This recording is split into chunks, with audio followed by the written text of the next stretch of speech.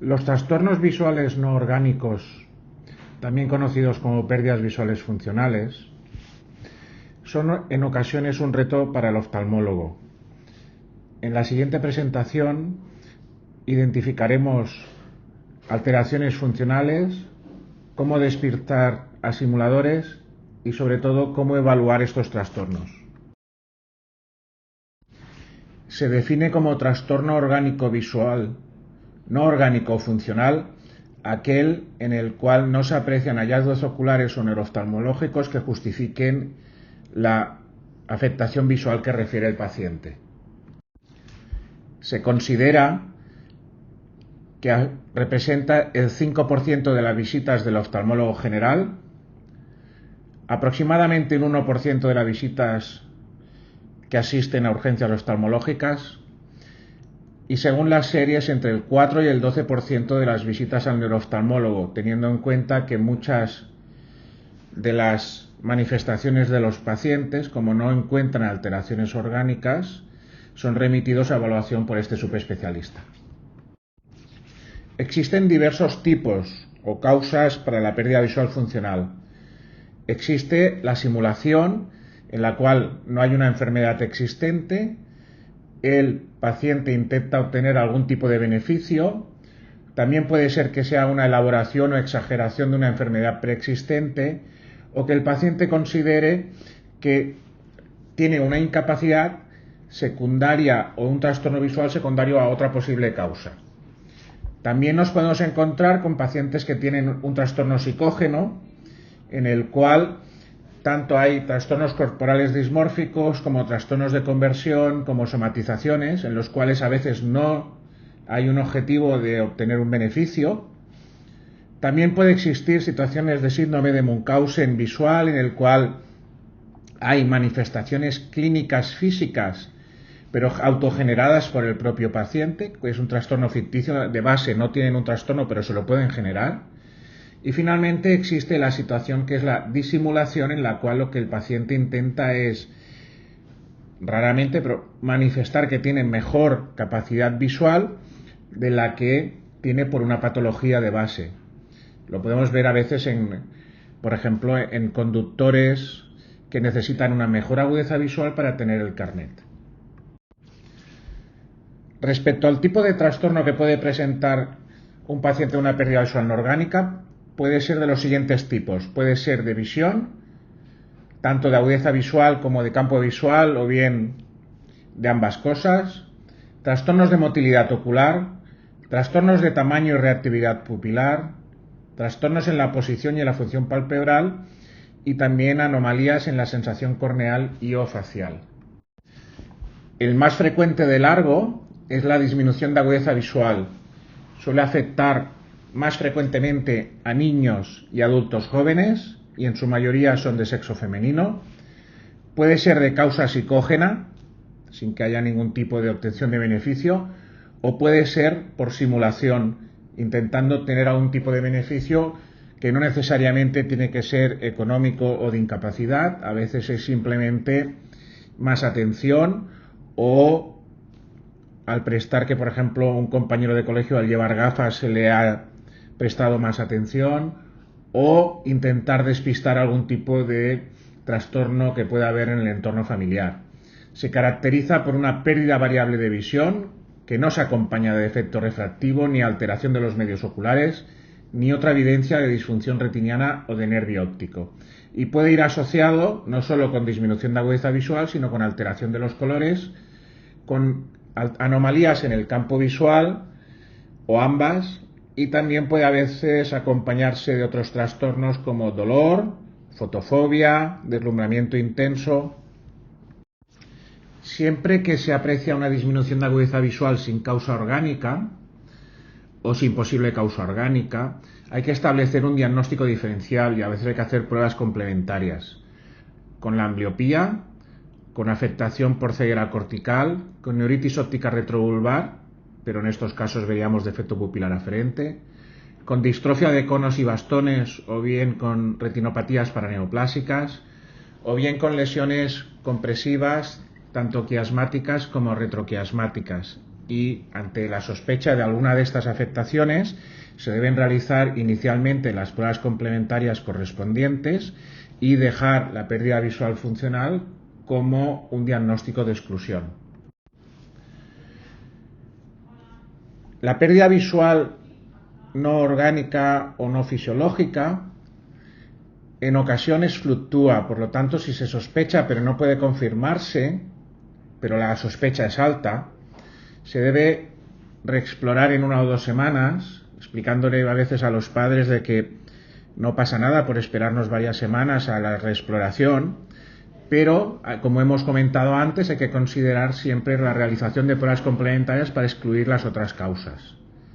Realizar un campo visual, una autofluorescencia, en ocasiones para descartar retinopatías ocultas, tomografía de coherencia óptica, a veces es necesario incluso una angiografía fluoresceínica, pruebas funcionales retinianas como el electroretinograma, ya más raramente los potenciales evocados, y a veces incluso para descartar causas compresivas, la realización de neuroimagen.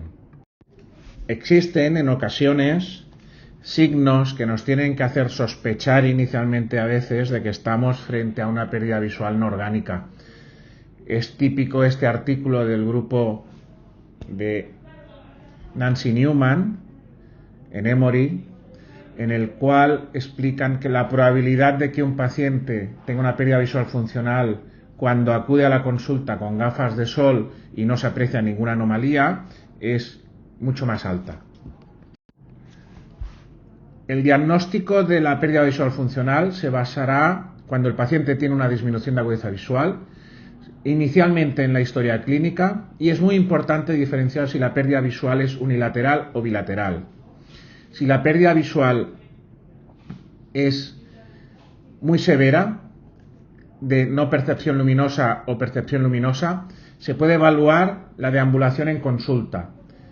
Podemos evaluar, como veremos más adelante, el nistagmus optoquinético, el test del espejo, técnicas de oposición de dedos que no necesitan que ni la visión ni el campo visual sean correctos, evaluar pupilas, utilizar prismas tanto como base externo como base inferior, o bien enseñar imágenes diferentes que le llamen la atención al paciente y sabiendo que si son capaces de identificarlas, pues puedan tener mejor agudeza visual de la que describen. Pasamos a describir las técnicas una a una. Cuando el paciente refiere una muy baja visión, no percepción luminosa o percepción luminosa, es útil el nistagmus optoquinético. Es muy difícil que el paciente no desencadene un nistagmus optoquinético si pasamos las barras con un movimiento lento por delante, como vemos en la imagen del vídeo, y se considera que para desencadenar un nistagmus optoquinético la agudeza visual tiene que ser al menos superior a 1/10. Otra técnica útil es el test del espejo. En realidad viene a ser como una variación del nistagmus optoquinético, de tal manera que si ponemos un espejo delante de la cara del paciente con la severidad visual que él refiere, si lo movemos es muy difícil que se muestre incapaz de seguir sus ojos. Por lo tanto, si vemos que al mover el espejo de forma horizontal, de lado a lado, el paciente sigue a sus ojos y más o menos casi desencadena el nistagmus optoquinético, también sabemos que al menos la agudeza visual es superior a 1/10. Otra técnica que podemos evaluar es el hecho de hacer confrontar o hacer tocarse la punta de los dedos. Si el paciente tiene... Esto es una técnica que se puede realizar con los ojos cerrados porque solo depende de las características propioceptivas de la sensibilidad profunda, por lo tanto no hay dificultad para realizar esa técnica. Si el paciente que dice que no ve, le hacemos hacer esa técnica y resulta que hace como en la imagen de la derecha, que se presenta una separación entre uno y otro o bien empieza a hacer movimientos erráticos, también podemos empezar a sospechar de que estamos frente a una situación funcional. Otra cosa que hay que hacer siempre es descartar que no haya una afectación orgánica y para ello hay que valorar si hay defecto pupilar aferente. Evidentemente la presencia de un defecto pupilar aferente nos invalida nuestra sospecha clínica de una pérdida visual funcional, por lo tanto no es útil hacer una exploración sin evaluar las pupilas. Siempre hay que evaluar las pupilas para descartar patología oculta de nervio óptico.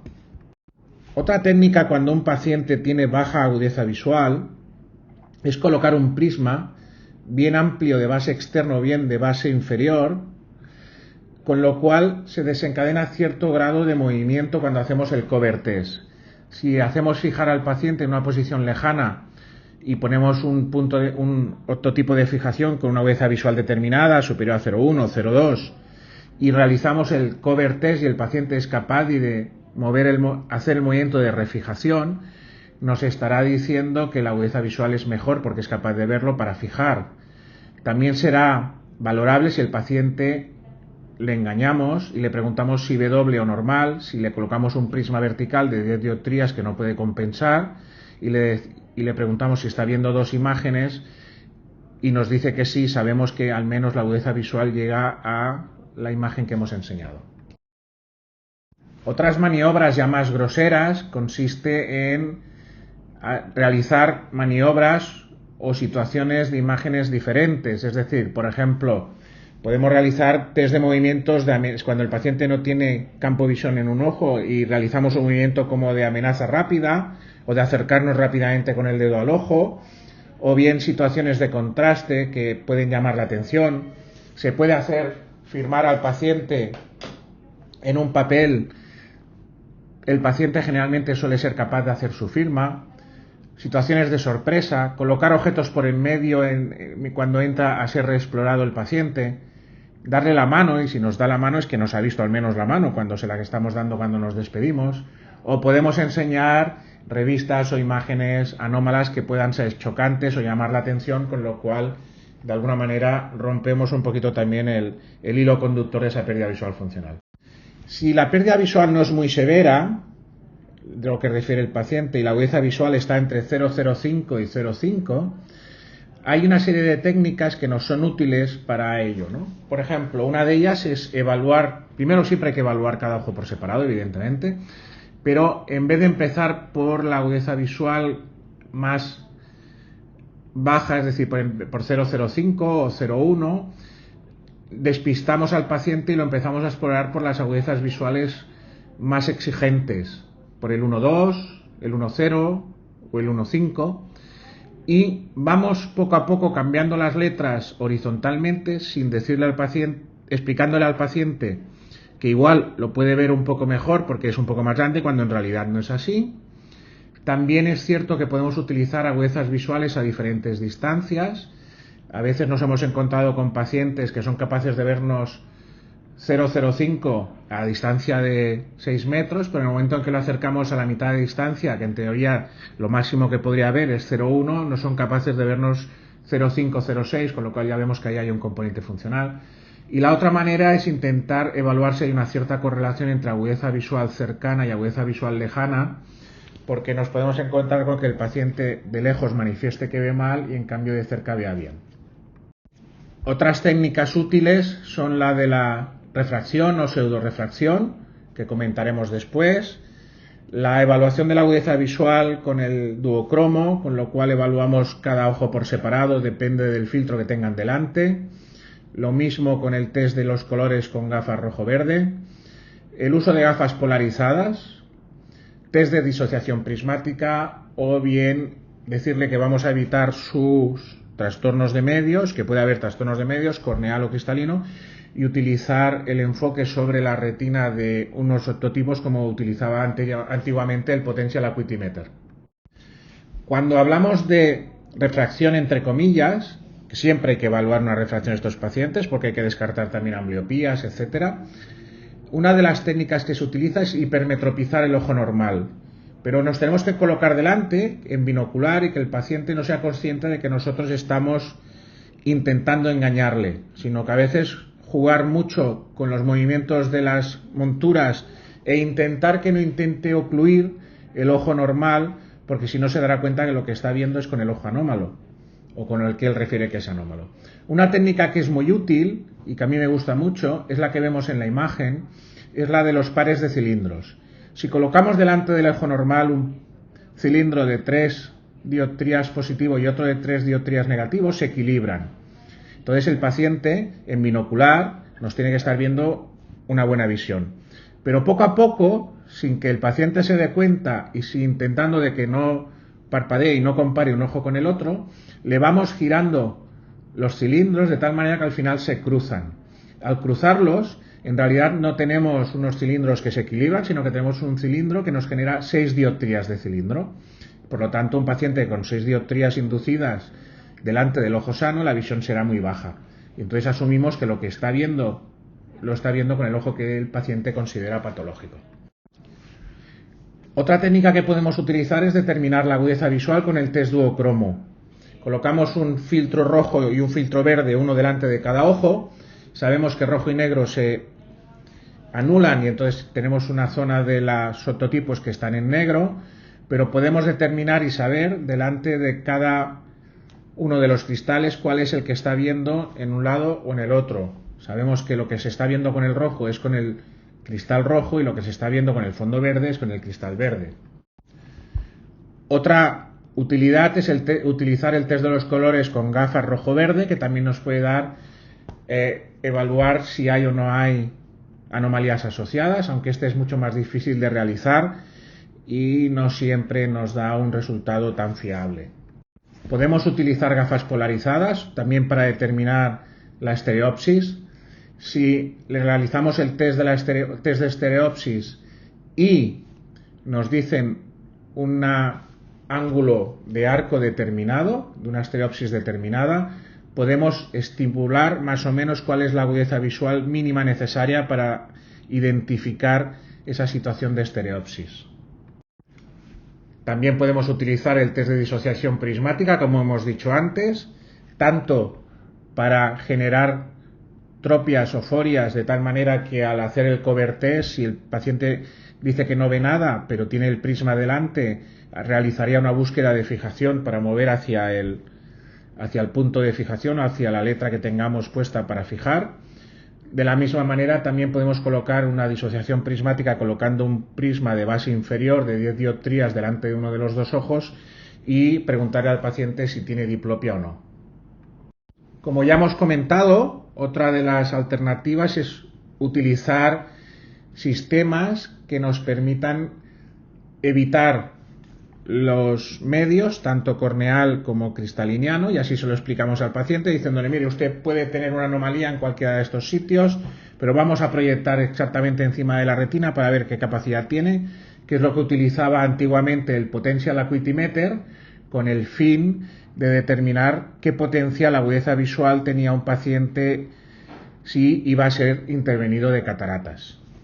También puede ser útil en estos casos si sabemos que los medios son transparentes y proyectamos sobre la retina una serie de octotipos y si no los identifica, pues sabemos que más o menos esa sería la agudeza visual que tendría el paciente.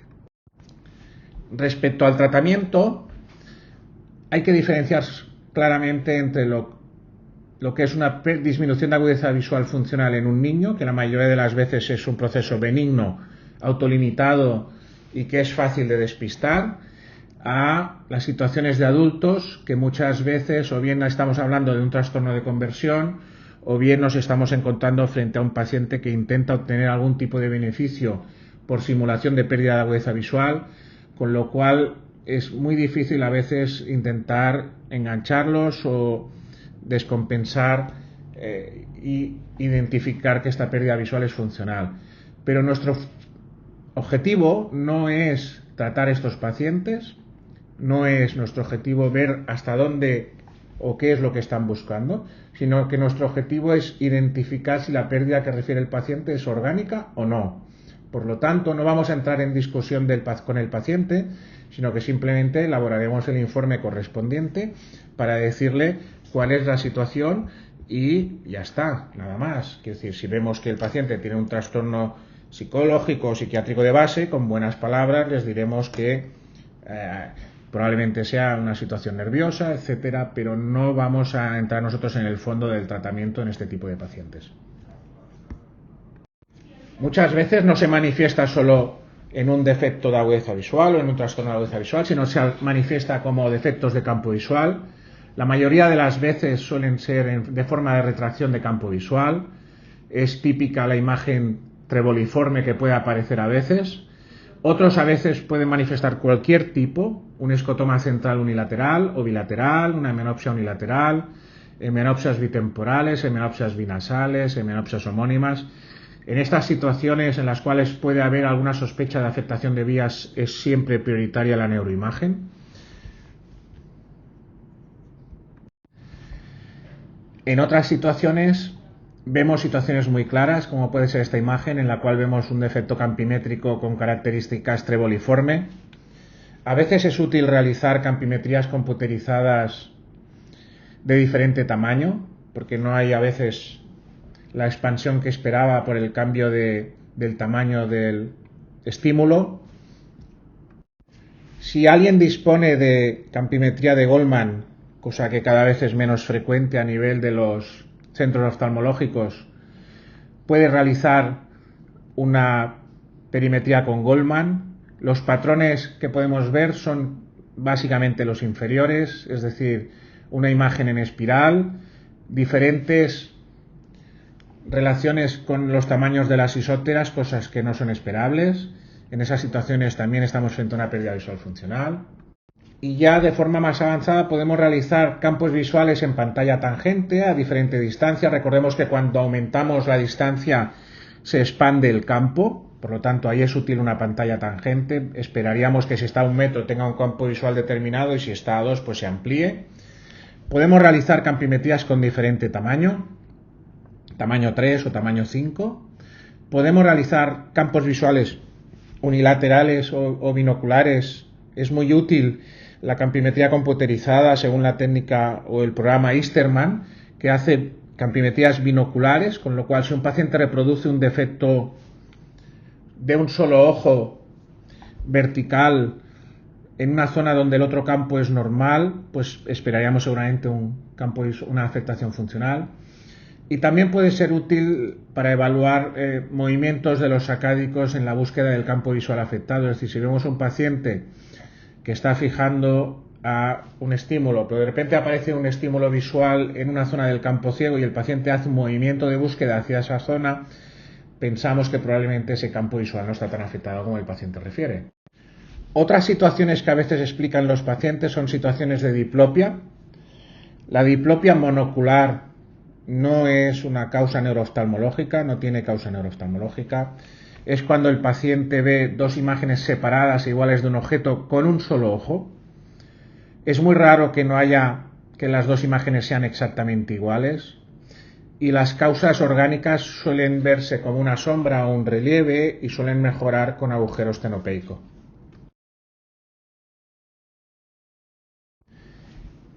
Ya para ir concluyendo, otros trastornos de motilidad que podemos encontrar son alteraciones en la motilidad y en el alineamiento ocular.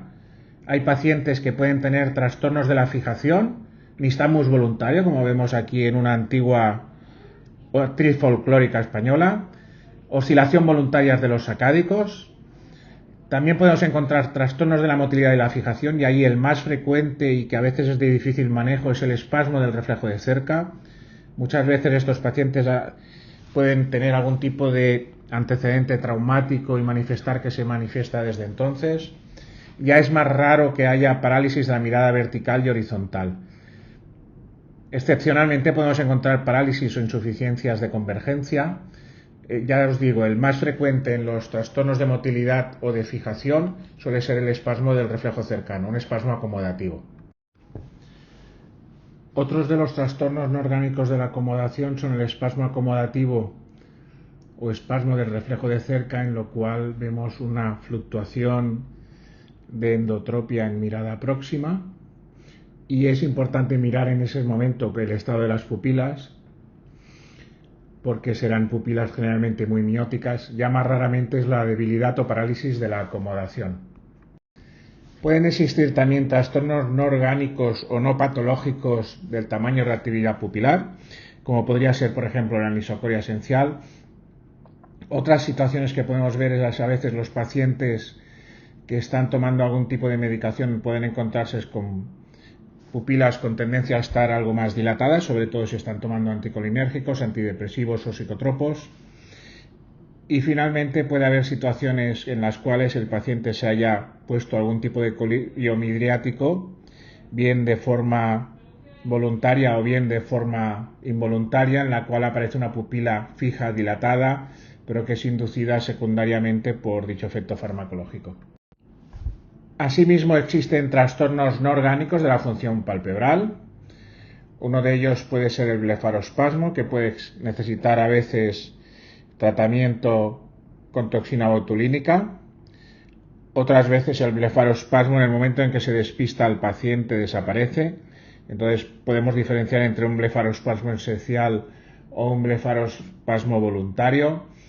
Y también puede existir tosis que, a diferencia de la tosis miogénica o aponeurótica, es una tosis en la cual se produce una bajada de la ceja, con lo cual sabemos que es una tosis inducida por el propio paciente.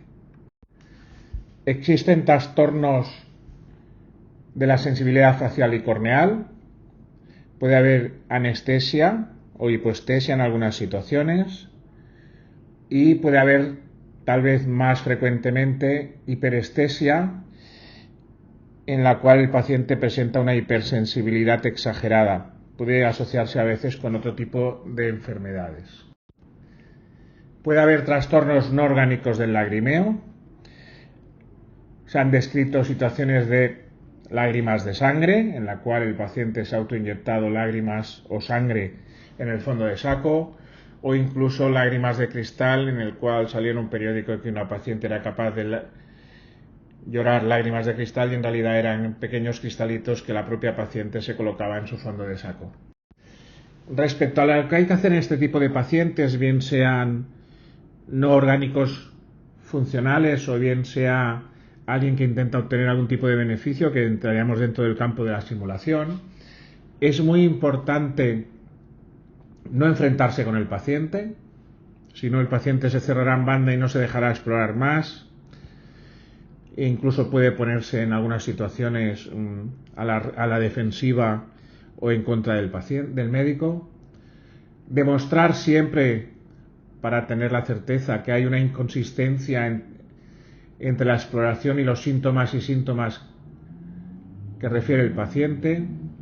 Documentar que no hay ninguna alteración orgánica, y para ello muchas veces se necesitan pruebas complementarias, bien sean imágenes de fondo de ojo, campos visuales o sobre todo pruebas estructurales, como puede ser una tomografía de coherencia óptica o resonancia magnética. Y tener presente que en el informe hay que poner: en el momento actual no se objetivan alteraciones que justifiquen la sintomatología del paciente. ¿Por qué hay que poner en el momento actual? Porque no podemos asegurar 100% que no puede haber algún tipo de alteración orgánica de base, pero en ese momento nosotros no la veíamos, o puede ser que más adelante haya otro tipo de patología en la cual el paciente manifieste algún tipo de clínica. Entonces hay que poner siempre en el informe la fecha y el momento de la exploración y cuándo es y con qué pruebas nos objetivan dichas alteraciones. Una serie de mensajes para tener presente. En primer lugar, que la pérdida visual funcional es una sospecha clínica cuando se han excluido otra serie de posibles causas orgánicas, que hay que pensarla cuando hay discordancia entre las manifestaciones visuales del paciente y la serie de pruebas que les hemos ido haciendo, que para confirmarla muchas veces necesitamos tiempo, a veces diversas exploraciones en el tiempo y muchas veces pruebas complementarias que no necesiten de la colaboración del paciente. Por lo tanto, muchas veces tenemos que hacer potenciales evocados, electroretinograma, OCT o pruebas de neuroimagen. Tener en cuenta que los pacientes que llevan larga evolución no han pasado por muchos oftalmólogos, suele ser más difícil el poderlos filiar con esta pérdida visual funcional, porque son pacientes que ya conocen nuestras pruebas y están muy elaborados.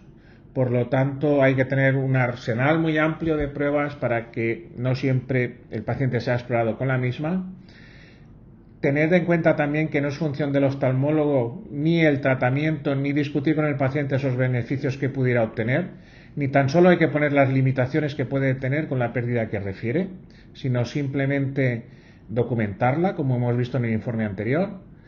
y hay que hacer un informe detallado, siempre sin suposiciones no razonadas, y que sea muy sostenible con los datos clínicos que tenemos. Es decir, si decimos que un paciente tiene una probable pérdida visual no orgánica, hay que decir la neuroimagen es normal y decir los hallazgos de neuroimagen, el OCT es normal, las incongruencias de las diversas exploraciones en diferentes días o las disociaciones o discordancias entre las pruebas y la visión que manifiesta el paciente.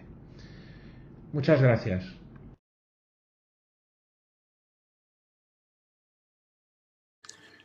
La tercera patología de la cual vamos a hablar del nervio óptico es el papiledema. El papiledema característicamente es una elevación adquirida de los discos ópticos secundario a un aumento de presión intracraneal. No se debe confundir con edema de papila, que no se refiere a causas por hipertensión intracraneal. Existen múltiples causas de hipertensión intracraneal. La mayoría suelen ser trastornos que generan un efecto masa, sobre todo neoplasias, carcinomatosis o gliomatosis, infecciones, trastornos vasculares, sobre todo hemorragias o hematomas, o bien causas traumáticas. Menos frecuentes son aquellas situaciones de hipertensión intracraneal idiopática, que luego comentaremos, o en aquellas situaciones en las cuales se produce una modificación en el circuito del flujo del líquido cefalorraquídeo. Existen diversos estadios de papiledema. Aquí vemos en las diversas imágenes, en la imagen A, la forma incipiente, en la cual solo hay una borrosidad leve peripapilar, con algo de edema de capa de fibras peripapilares, con un leve aumento de la mancha ciega en el campo visual. Conforme va evolucionando, se establece un papiledema desarrollado, con hemorragias y exudados, y empiezan a aparecer defectos de campo visual, no solo el aumento de mancha ciega, sino amputación de campo visual a nivel nasal, inferior. Posteriormente, si sigue las causas de hipertensión intracraneal, sin controlarlo, se establece un papiledema crónico, como vemos en la imagen C, en la cual sigue progresando el defecto campimétrico.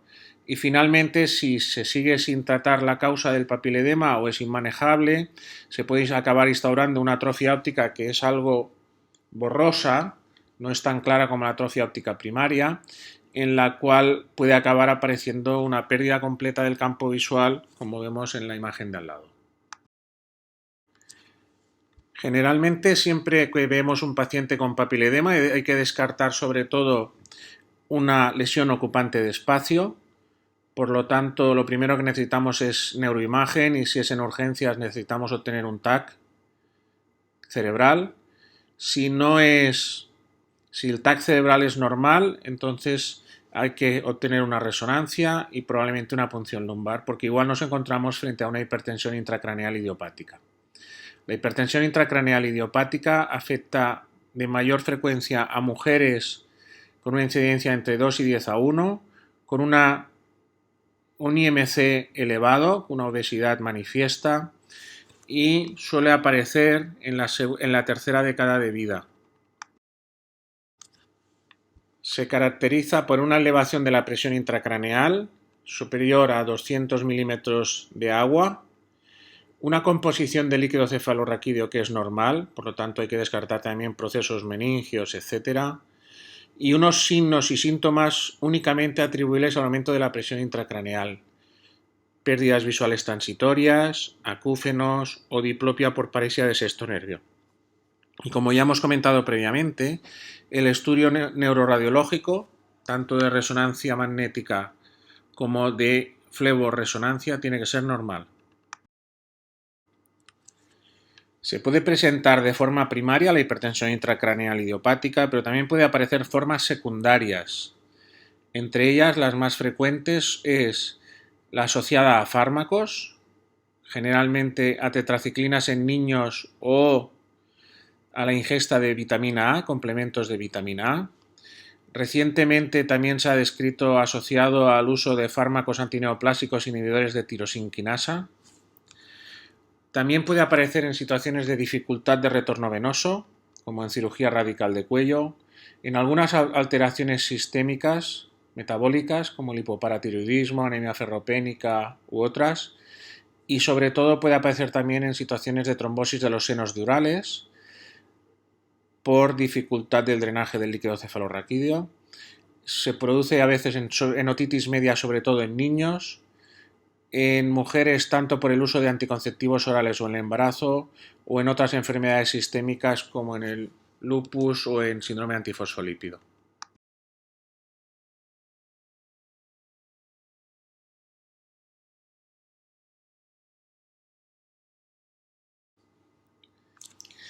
La hipertensión intracraneal hay que tratarla según la causa. Si hay una lesión ocupante de espacio, se debe tratar inicialmente dicha lesión ocupante de espacio. Si la causa es una hipertensión intracraneal secundaria asociada al uso de fármacos o a trombosis venosa, pues en el caso de uso de fármacos hay que suspender los fármacos que creemos que han sido causales e iniciar tratamiento hipotensor. Y en aquellas situaciones en las cuales hay una trombosis venosa cerebral se debe tratar como tal, generalmente con el uso de anticoagulantes. Tanto en las formas secundarias como en la forma idiopática suele ser beneficioso disminuir la producción de líquido cefalorraquídeo, que se consigue con el uso de acetazolamida, que disminuye la producción de humor acuoso. Y en las formas idiopáticas se insiste mucho en la pérdida de peso. Si no se controla con tratamiento médico, se debe proceder a tratamiento quirúrgico. Dicho tratamiento consiste generalmente, si la pérdida visual es el síntoma predominante más severo o peor, se puede realizar fenestración de la vaina del nervio óptico, como vemos en la imagen de la derecha, que provoca un drenaje del líquido que comprime a nivel de la vaina del nervio, generando una especie de funcionamiento valvular. Pero generalmente el tratamiento que se suele utilizar es el de la derivación ventrículo-peritoneal.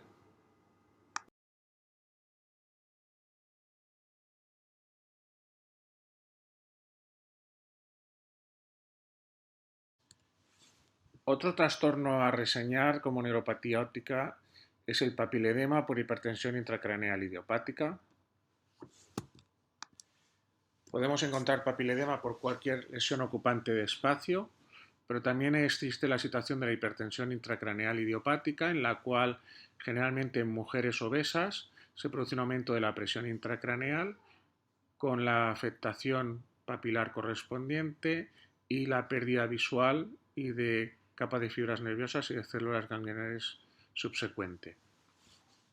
Estudios de angioresonancia o de fleborresonancia nos demuestran que puede haber una estenosis de los senos venosos y se puede intentar trabajar sobre esa estenosis de los senos venosos en el tratamiento. En la imagen de abajo a la derecha podemos objetivar una zona de estenosis venosa del seno venoso transverso. Aparte de la obesidad y del sexo femenino, se han descrito de fármacos generalmente asociados con hipertensión intracraneal idiopática. El uso de tetraciclinas en niños es frecuente, la vitamina A, pero también aparecen nuevos fármacos como el nilotinib o inhibidores de las quinasas, que se utilizan el primero en la leucemia mieloide crónico y el segundo en toda una playa de trastornos neoplásicos que pueden generar hipertensión intracraneal. En cuanto al tratamiento, el tratamiento de forma clásica se utilizaba acetazolamida y pérdida de peso. En casos de amenaza importante de la visión se podía realizar fenestración de la vaina del nervio óptico si era el factor más clínico más importante, o se puede realizar derivación auriculoventricular, un shunt, para producir una derivación del líquido cefalorraquídeo que así no comprima los nervios ópticos. En los últimos tiempos hay una cierta tendencia a trabajar de forma endovascular realizando un stenting de esa zona de estenosis venosa. Diversos estudios demuestran, como vemos en la tabla de la derecha, que es más efectiva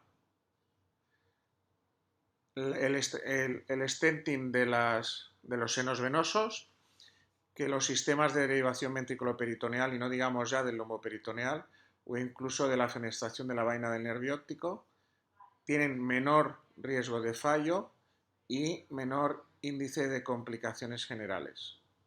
Como todo, requiere un proceso de aprendizaje que no es fácil.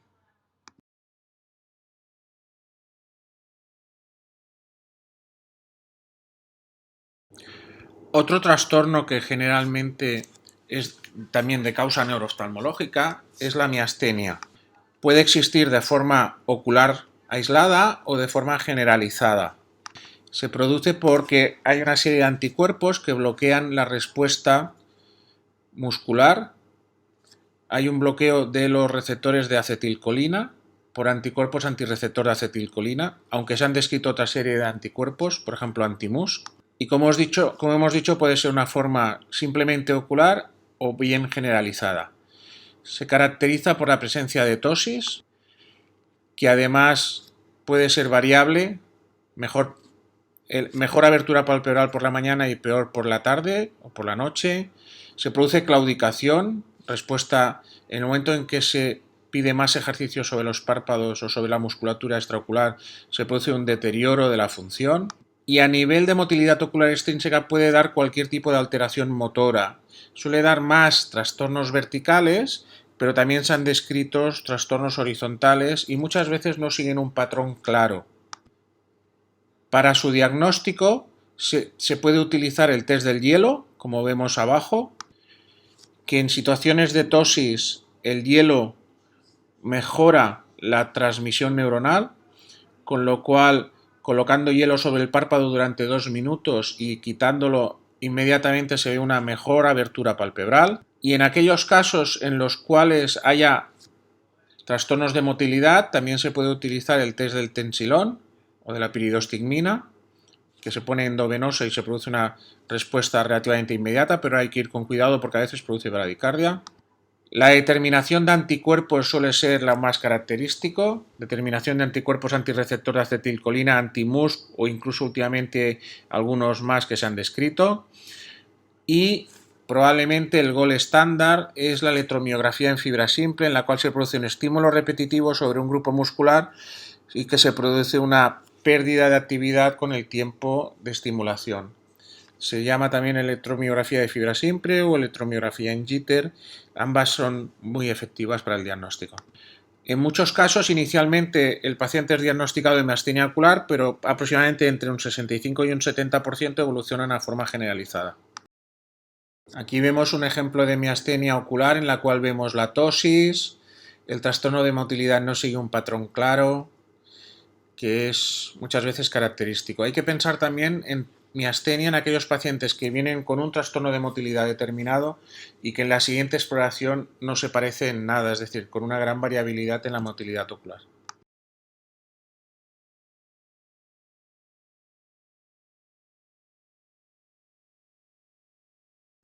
Ante la sospecha clínica de síndrome de Horner, existen pruebas con colirios que nos permiten confirmarlo.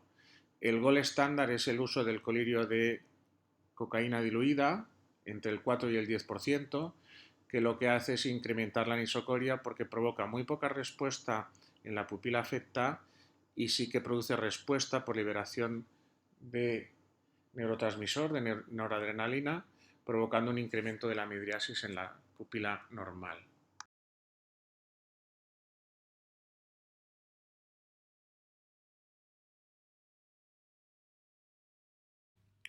Ahora hablaremos del test de la praclonidina al 0.5% que está comercializado como Yopimax. También es útil en el diagnóstico y es un agonista adrenérgico alfa-2 con actividad débil sobre alfa-1. Realmente se utiliza más frecuentemente por su efecto hipotensor sobre alfa-2, porque su efecto dilatador sobre alfa-1 realmente es despreciable.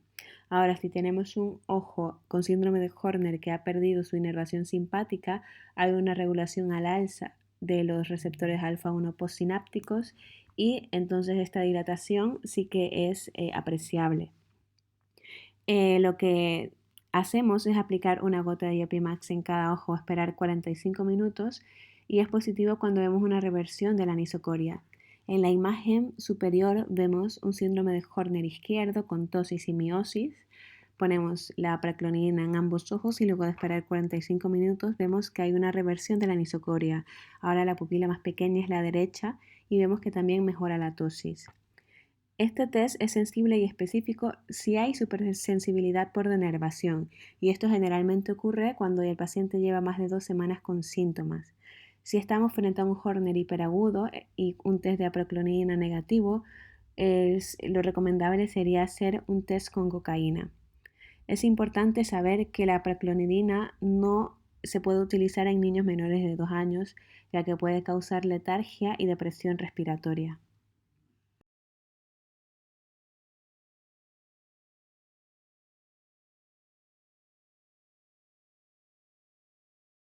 El último test farmacológico que discutiremos es el de la hidroxianfetamina al 0.5%. Este test no se utiliza en el diagnóstico, sino en la localización de la lesión. Lo que hace la hidroxianfetamina es que fuerza la salida de norepinefrina desde la membrana presináptica de la tercera neurona hacia la hendidura sináptica sin necesidad de la activación simpática, por lo que necesitaremos una tercera neurona íntegra para que haya una dilatación pupilar. Como mencioné, no es útil en el diagnóstico, por lo que hay que hacerlo en combinación con el test de la preclonidina o de la cocaína, aunque hay que esperar 48 horas si se ha hecho este test previamente. En la imagen de abajo a la derecha vemos que tenemos la pupila miótica del ojo derecho. Se hace el test con cocaína y vemos que la pupila que dilata es la izquierda, que es una respuesta normal, pero la derecha sigue sin dilatar, que es una respuesta patológica. Aquí tenemos el diagnóstico de síndrome de Horner derecho.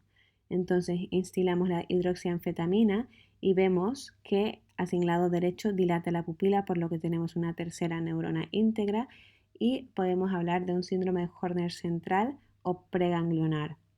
Pero si la dilatación realmente no ocurre luego de la instilación de hidroxianfetamina, podemos decir que la tercera neurona está afectada y es un síndrome de Horner postganglionar. Realmente este test no se utiliza de manera frecuente, ya que se ha reemplazado por estudios de imagen de la vía oculosimpática para determinar la localización de la lesión.